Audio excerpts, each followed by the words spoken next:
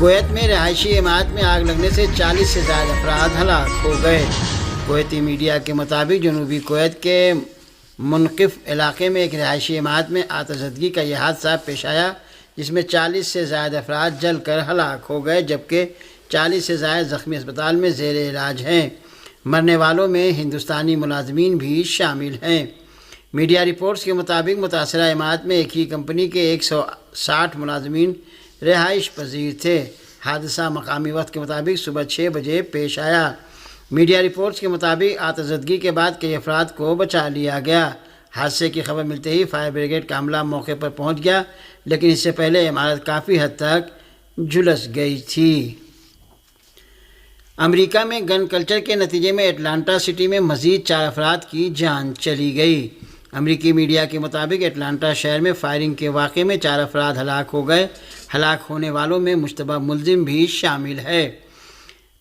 امریکی میڈیا نے شہر کے میئر آندرے ڈکنز کا حوالہ دیتے ہوئے کہا کہ فائرنگ کا واقعہ ایک فوڈ کورٹ کے اندر پیش آیا۔ اٹلانٹا پولیس نے ایک پوسٹ میں بتایا کہ فائرنگ کی زد میں آنے والے 4 افراد چوکس اور ہوش میں تھے۔ امریکی حکام کا کہنا ہے کہ ہلاک ہونے والوں میں ایک مشتبہ شخص بھی شامل ہے، شبہ ہے کہ اس نے ہی گولی چلائی ہے۔ رپورٹس کے مطابق پولیس نے فوری طور پر یہ نہیں بتایا کہ شوٹر کو کس نے زخمی کیا اور وہ کیسے ہلاک ہوا۔ چندرا بابو نائیڈو نے ہندوستان کی جنوبی ریاست آندھرا پردیش کے وزیر اعلیٰ کے طور پر حلف اٹھا لیا ہے۔ ہندوستانی میڈیا کے مطابق چندرا بابو نائیڈو کے ساتھ پون کلیان اور نارا لوکیش نے بھی حلف لیا۔ وزیر اعظم نریندر مودی اور وزیر داخلہ امت شاہ بھی اس موقع پر وہاں موجود تھے، جبکہ تیلگو دیشم پارٹی TDP کے سربراہ چندرا بابو نائیڈو کے بھائی اور ساؤتھ کے سپر اسٹار چرنجیوی اور رجنی کانت بھی حلف برداری کی تقریب میں موجود تھے۔ یہ تقریب وجے واڑہ شہر کے مضافات میں IT پارک میدان میں منعقد ہوئی۔ چندرا بابو نائیڈو کی کابینہ میں 13 OC، 7 BC، 2 SC، 1 ST اور 1 مسلمان کو جگہ دی گئی ہے۔ نائیڈو پہلی بار 1995 میں غیر منقسم آندھرا پردیش کے وزیر اعلیٰ بنے اور مسلسل 2 میعادوں تک اس عہدے پر فائز رہے۔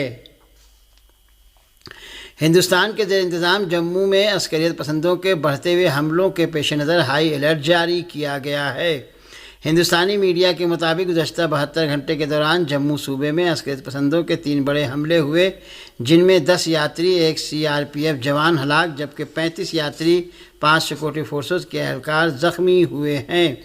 اس درمیان یہ بھی اطلاعات ہیں کہ جموں کے علاقے کٹھوعہ میں سیکورٹی فورسز کی کارروائی میں ایک عسکریت پسند مارا گیا۔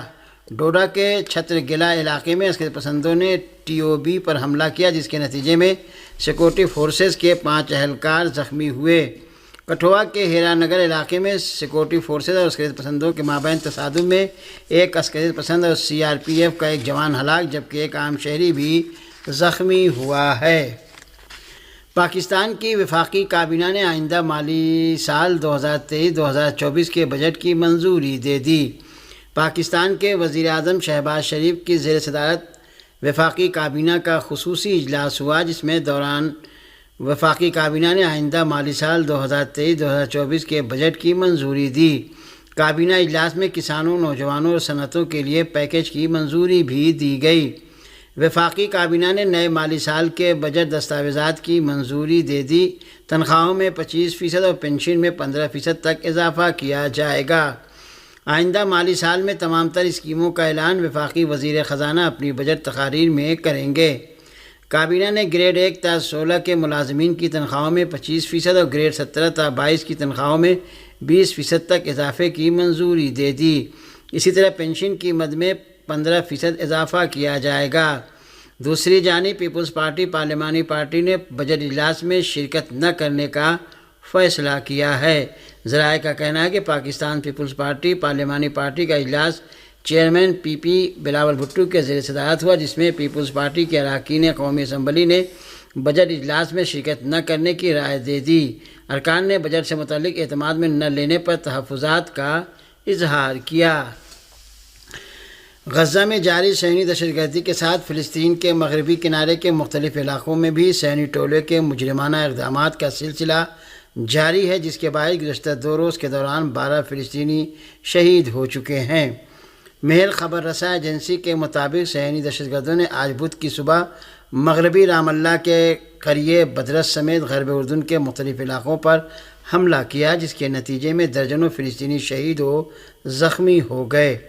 طول کرم میں قائم الفتح کی فوجی شاخ شہدائے الاقصی بٹالین نے بھی شویکا کے علاقے میں صہیونی فوجیوں کے خلاف جوابی کارروائی کی اور ان پر فائرنگ کی۔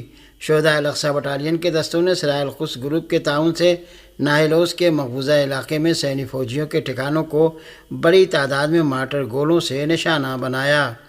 واضح ہے کہ گزشتہ 7 اکتوبر سے صہیونی فوج نے جہاں غزہ میں بھیانک جرائم اور وحشی گری کا ارتکاب کیا ہے، وہیں اس نے غرب اردن میں بھی سینکڑوں فلسطینیوں کو شہید اور ہزاروں کو زخمی اور بہت سے رہائشی مکانات کو منہدم کر دیا ہے۔ فلسطین کی اسلامی مزاحمتی تحریک حماس اور بعض دیگر فلسطینی تنظیموں کے رہنماؤں نے غزہ میں جنگ بندی کے مذاکرات اور قیدیوں کے تبادلے کی تجویز کو فلسطین کے قومی مفاد میں قرار دیا ہے۔ ارنا نیوز نے رپورٹ دی ہے کہ حماس کے ایک ترجمان جہاد طہا نے کہا ہے کہ مجوزہ منصوبے کے جواب میں کچھ اصلاحات کی گئی ہیں، اس میں جنگ بندی، انخلاء، تعمیر نو اور قیدیوں کے تبادلے کی ضرورت پر زور دیا گیا ہے۔ انہوں نے مزید کہا کہ ہم ان اصلاحات کی تفصیلات پر اپنے ثالث دوستوں کے ساتھ بات چیت کے لیے تیار ہیں۔ لبنان میں حماس کے نمائندے احمد عبدالہادی نے بھی امریکہ اور ثالث ممالک سے مطالبہ کیا ہے کہ وہ صہیونی حکومت پر فلسطینی مزاحمت کی جوابی تجاویز کو ماننے کے لیے دباؤ ڈالیں۔ ایک ایسے وقت جب حماس اور فلسطین کے دیگر جہادی گروہ جنگ بندی کی تجاویز میں کچھ تبدیلی کے ساتھ انہیں قبول کرنے کے لیے تیار ہیں، صہیونی حکومت غزہ میں جنگ و قتل عام جاری رکھنے پر اصرار کر رہی ہے۔ ادھر فلسطین کی تحریک جہاد اسلامی کے سینئر رہنما رسمی ابو عیسیٰ نے انکشاف کیا ہے کہ نتنیاہو نے اس تنظیم کے ساتھ الگ سے معاہدہ کرنے کی کوشش کی تھی، جسے اس نے ٹھکرا دیا تھا۔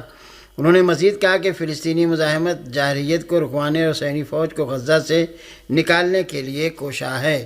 دوسری جانب الجزیرہ چینل نے رپورٹ دی ہے کہ صہیونی ٹولے کے سابق مذاکرات کار ڈینیل لیوی نے ایک بار پھر غزہ میں جنگ جاری رکھنے پر زور دیا ہے۔ لیوی کا کہنا ہے کہ امریکہ کچھ بھی کہے مگر غزہ میں جنگ کا سلسلہ جاری رہے گا۔ ایسے عالم میں جب تمام ماہرین اور قانون داں غزہ میں صہیونی حکومت کے ہاتھوں فلسطینیوں کی نسل کشی کا اعتراف کر رہے ہیں، اقوام متحدہ کی تحقیقاتی کمیٹی نے صہیونی حکومت کے جرائم کو صرف ایک قوم کو نابود کرنے کے مترادف قرار دیا ہے۔ فرانس پریس نے خبر دی ہے کہ اقوام متحدہ کی تحقیقاتی کمیٹی نے اپنی رپورٹ میں کہا ہے کہ غاصب صہیونی حکومت نے غزہ پٹی میں جنگ کے دوران فلسطینیوں کو تباہ و برباد کرنے اور انہیں نابود کرنے کے جرم کا ارتکاب کیا ہے۔ اقوام متحدہ کی تحقیقاتی کمیٹی اس سلسلے میں اپنی رپورٹ آئندہ ہفتے اس ادارے کی سلامتی کونسل میں پیش کرے گی۔ ارنا کی رپورٹ کے مطابق ایسے عالم میں جب قانونی ماہرین نے غزہ میں غاصب صہیونی حکومت کے جرائم کو نسل کشی سے تعبیر کیا ہے، اقوام متحدہ کی تحقیقاتی کمیٹی نے اس جرم کو ہلکا کرنے کے لیے اسے نابود کرنا قرار دیا ہے کہ جو نسل کشی سے کم تر جرم ہے۔ بین الاقوامی قوانین کے مطابق تباہ و برباد کرنے اور مٹانے کا اطلاق صرف انسان ہونے کی بنیاد پر کیا جاتا ہے، جبکہ نسل کشی کا اطلاق کسی گروہ کو مذہب، نسل یا قوم کی بنیاد پر ختم کرنے پر ہوتا ہے۔ اقوام متحدہ کے انسانی حقوق کے ادارے نے بھی منگل کو اعلان کیا ہے کہ نصیرات کیمپ سے قیدیوں کی رہائی کے لیے صہیونی حکومت کی کارروائی میں سینکڑوں فلسطینی شہید اور زخمی ہوئے ہیں، جو جنگی جرم ہو سکتا ہے۔ اقوام متحدہ کے انسانی حقوق کے ادارے کا اشارہ اس جارحانہ کارروائی اور حملے کی جانب ہے جو صہیونی حکومت نے سنیچر کو انجام دیا ہے، جس میں اس نے 4 صہیونی فوجی قیدیوں کو رہا کرانے کے 270 سے زیادہ فلسطینیوں کو شہید کر دیا۔ ایسے عالم میں جب غاصب صہیونی حکومت نے اپنی 70 سال کی جعلی تاریخ میں کبھی بھی انسانی حقوق یا عالمی اداروں کی کسی بھی قرارداد کو اہمیت نہیں دی اور ان پر عمل نہیں کیا ہے، ماہرین کا خیال ہے کہ صرف طاقت کے ذریعے ہی صہیونی حکومت کو جرائم کے ارتکاب سے روکا جا سکتا ہے۔ دراصل ایران کے قائم مقام وزیر خارجہ علی باقری کنی نے بھی D8 کے وزرائے خارجہ کے ہنگامی اجلاس میں غزہ کے مظلوم فلسطینیوں کے خلاف صہیونی حکومت کے جرائم کا ذکر کیا اور کہا کہ غاصب صہیونی حکومت صرف اسی وقت حقیقت کے سامنے گھٹنے ٹیکے گی اور اسے تسلیم کرے گی جب اس کے خلاف طاقت کا استعمال کیا جائے۔ غزہ پٹی میں صہیونی حکومت کے وحیمانہ جرائم کے دوران عالمی کونسل آف چرچز نے فوری جنگ بندی اور اس علاقے میں غیر مشروط انسانی امداد بھیجنے کا مطالبہ کیا ہے۔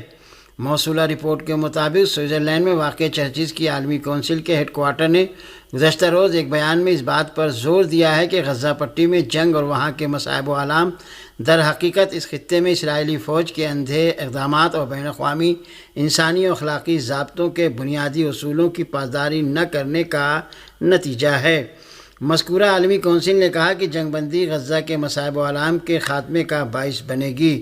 WCC نے اسی طرح انسانی امداد تک غیر مشروط رسائی اور ضرورت مند لوگوں کے لیے بقدر کافی امداد بھیجنے اور خطے کے لوگوں کے امن اور وقار کی حامل زندگی کے لیے ایک بامانہ سیاسی عمل کے آغاز پر زور دیا ہے۔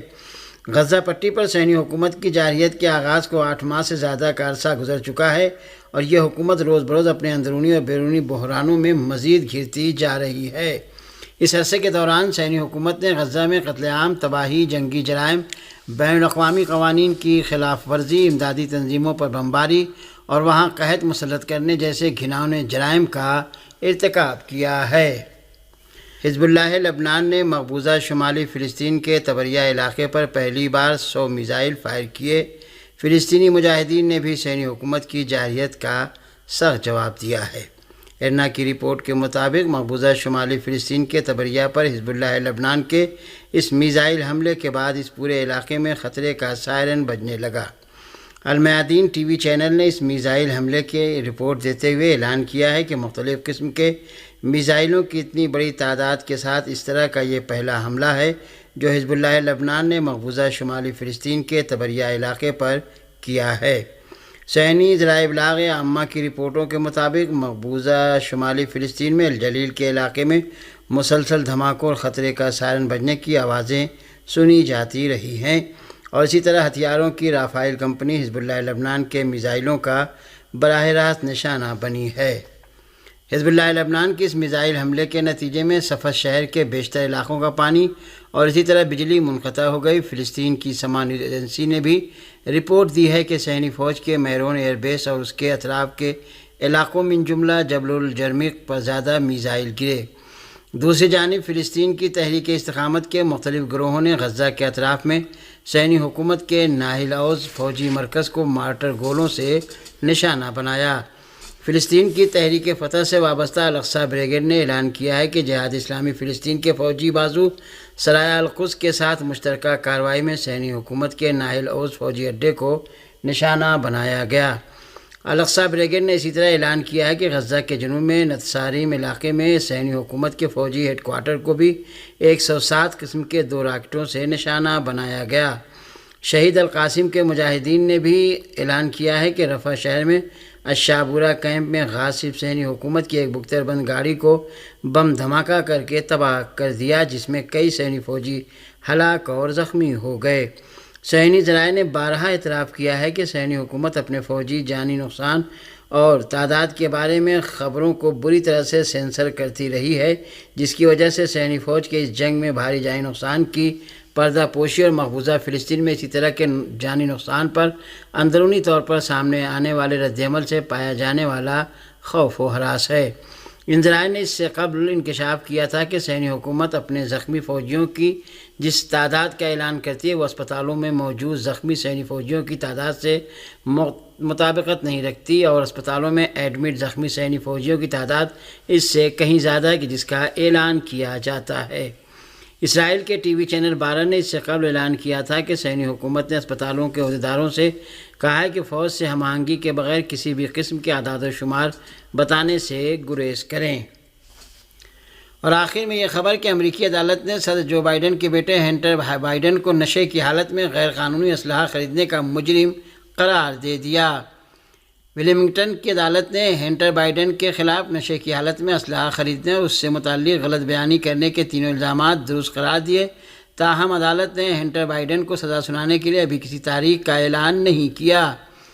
امریکی میڈیا کے مطابق 54 سالہ ہنٹر بائیڈن کو مقدمے میں درج 3 الزامات پر 15 برس قید ہو سکتی ہے۔ امریکہ میں پہلی بار عہدے پر موجود امریکی صدر کے بیٹے کو مجرم قرار دیا گیا ہے۔